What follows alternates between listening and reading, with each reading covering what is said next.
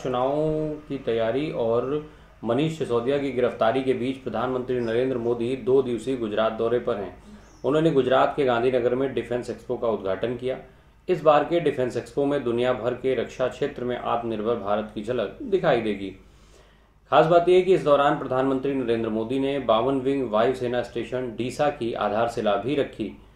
उन्होंने कहा कि अब तक हम जिन हथियारों के लिए दूसरे देशों पर निर्भर हुआ करते थे, वो अब हमें अपने ही देश में मिलेंगे, वो भी खुद के अपने ही बनाए हुए। डिफेंस एक्सपो के उद्घाटन के समय प्रधानमंत्री मोदी के साथ केंद्रीय रक्षा मंत्री राजनाथ सिंह और गुजरात के मुख्यमंत्री भूपेंद्र पटेल भी मौजूद रहे। प्रधानमंत्री नरेंद्र मोदी ने इस मौके पर रक्षा क्षेत्र में तेजी से बढ़ते हुए भारत की उत्पादन क्षमताओं की जमकर के तारीफ की। उन्होंने कहा कि ये देश का पहला ऐसा डिफेंस एक्सपो है जिसमें केवल भारतीय कंपनियां हिस्सा ले रही हैं। ये डिफेंस एक्सपो केवल मेड इन इंडिया रक्षा उपकरणों के लिए ही है। डेफ एक्सपो 2022 का ये आयोजन नए भारत की भव्य तस्वीर रेखांकित कर रहा है, जिसका हमने अमृत काल में संकल्प लिया है। इसमें भारत के साथ साथ विश्व के लिए भी उम्मीदें हैं। प्रधानमंत्री नरेंद्र मोदी ने कहा कि सरकार में आने के बाद हमने डीसा में ऑपरेशनल बेस बनाने का फैसला लिया। आज के दिन हमारी सेनाओं की अपेक्षा पूरी हो रही है। अब ये क्षेत्र देश की सुरक्षा का प्रभावी केंद्र बनेगा। प्रधानमंत्री ने आगे कहा कि देश के अब तक के सबसे बड़े डिफेंस एक्सपो ने एक नए भविष्य की जोरदार शुरुआत की है, जिसके बाद कुछ देशों को असुविधा हुई है, लेकिन कई देश हमारी इस उपलब्धि पर सकारात्मक मानसिकता के साथ हमारे साथ आए हैं। प्रधानमंत्री ने कहा कि महात्मा गांधी जैसे वैश्विक नेता के लिए भी गुजरात अगर उनकी जन्मभूमि थी तो अफ्रीका उनकी पहली कर्मभूमि थी। अफ्रीका के प्रति आत्मीयता और अपनापन आज भी भारत के विदेश नीति के केंद्र में है।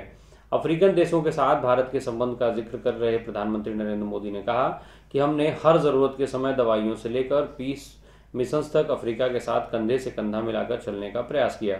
अब रक्षा क्षेत्र में हमारे बीच का सहयोग और समन्वय इन संबंधों को एक नया आयाम देगा, नई ऊंचाई पर ले जाएगा। साथ ही साथ उन्होंने कोरोना काल का भी जिक्र किया। उन्होंने कहा कि कोरोना काल में जब वैक्सीन को लेकर पूरी दुनिया चिंता में थी, तब भारत ने हमारे अफ्रीकन मित्र देशों को प्राथमिकता देते हुए वैक्सीन पहुंचाई थी। प्रधानमंत्री ने आगे कहा कि आज अंतर्राष्ट्रीय सुरक्षा से लेकर वैश्विक व्यापार तक मैरीटाइम सिक्योरिटी एक ग्लोबल प्राथमिकता बनकर उभरा है। आज ग्लोबलाइजेशन के दौर में मर्चेंट नेवी की भूमिका का विस्तार भी हुआ है। दुनिया की भारत से अपेक्षाएं अब और ज्यादा बढ़ने लगी हैं और भारत को उन्हें पूरा भी करना है। इसलिए डिफेंस एक्सपो भारत के प्रति वैश्विक विश्वास का एक प्रतीक है। साथ ही साथ उन्होंने सीमा विवाद का जिक्र भी किया। उन्होंने सीमा विवाद का जिक्र करते हुए कहा कि डीसा की धरती पर वायुसेना का एयरबेस जो बना है, उससे पश्चिमी सीमा पर यदि किसी ने किसी भी तरह का दुस्साहस करने का प्रयास किया तो हमारी सेनाएं उसका मुंह तोड़ जवाब देंगी। इतना ही नहीं, प्रधानमंत्री नरेंद्र मोदी ने अपने भाषण में चीन पर चुटकी लेते हुए कहा कि भारत के डिफेंस एक्सपो से कुछ देशों को के जो है वो इतना ही नहीं, प्रधानमंत्री ने चीन पर चुटकी लेते हुए कहा कि कुछ भारत के डिफेंस एक्सपो से कुछ देशों के पेट में दर्द भी हो रहा है। ये निशाना प्रधानमंत्री का चीन की तरफ था कि चीन को इससे दिक्कत हो रही है। हालांकि अब इस समय जो सियासी माहौल है गुजरात चुनाव को लेकर के, उसके बीच में प्रधानमंत्री के गुजरात दौरे लगातार बढ़े हुए हैं।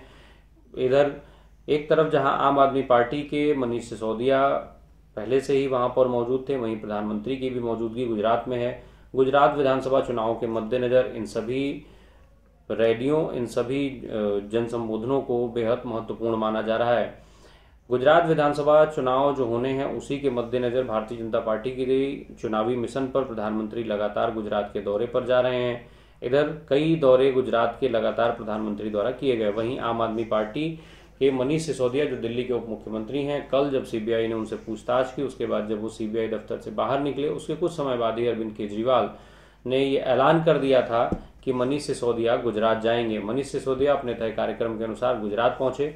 वो गुजरात में जनसभा कर रहे हैं, लोगों से मिल रहे हैं, साथ ही साथ वो आम आदमी पार्टी के लिए गुजरात में माहौल बनाने में लगे हुए हैं। विधानसभा चुनावों के मद्देनजर मनीष सिसोदिया लगातार भारतीय जनता पार्टी की पर हमला कर रहे हैं। इसके अलावा मनीष सिसोदिया ने अपने संबोधनों में भारतीय जनता पार्टी की सरकार पर कई तरीके के सवाल भी उठाए।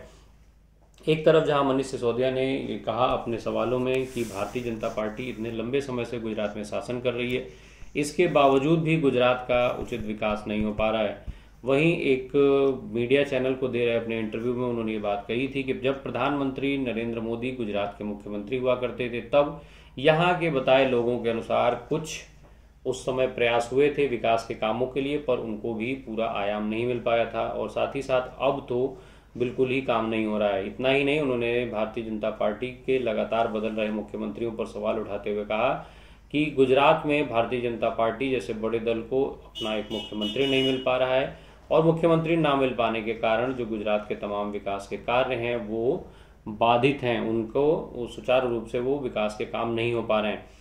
साथ ही साथ इस इंटरव्यू में मनीष सिसोदिया ने जिक्र भी किया कि वो गुजरात में सरकार बनाने के लिए नहीं लड़ रहे हैं, बल्कि गुजरात के बच्चों को अच्छी शिक्षा उपलब्ध कराने के लिए, गुजरात के लोगों को अच्छी स्वास्थ्य सेवाएं उपलब्ध कराने के लिए ये उनकी लड़ाई है। इसके अलावा वो युवाओं को रोजगार के लिए लड़ रहे हैं, साथ ही साथ एक मजबूत और साफ सुथरी सरकार देने के लिए लड़ रहे हैं, ना कि इस चीज के लिए कि कैसे आम आदमी पार्टी की सरकार बने या किसी दूसरे दल को कमजोर किया जाए।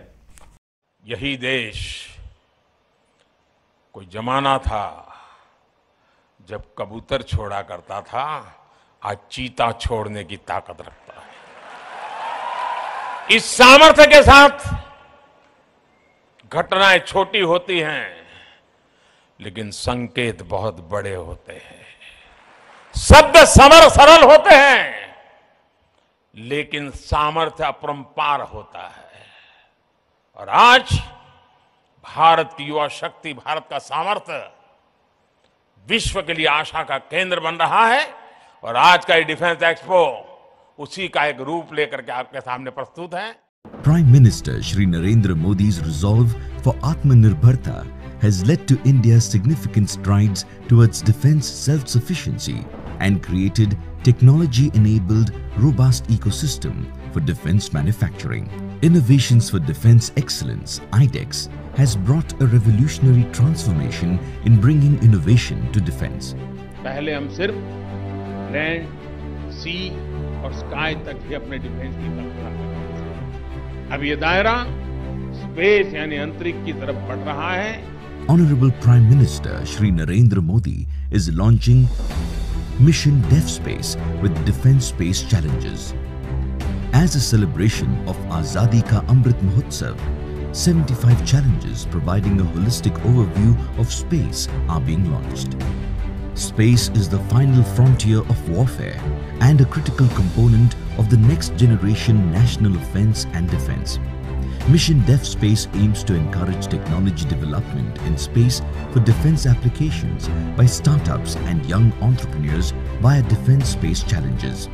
These technologies with dual-use applications will accelerate all-round development of India while safeguarding our national interests. These challenges are categorized into existing Ministry of Defence initiatives of IDEX, Make 1 and Make 2. Inviting innovators to apply,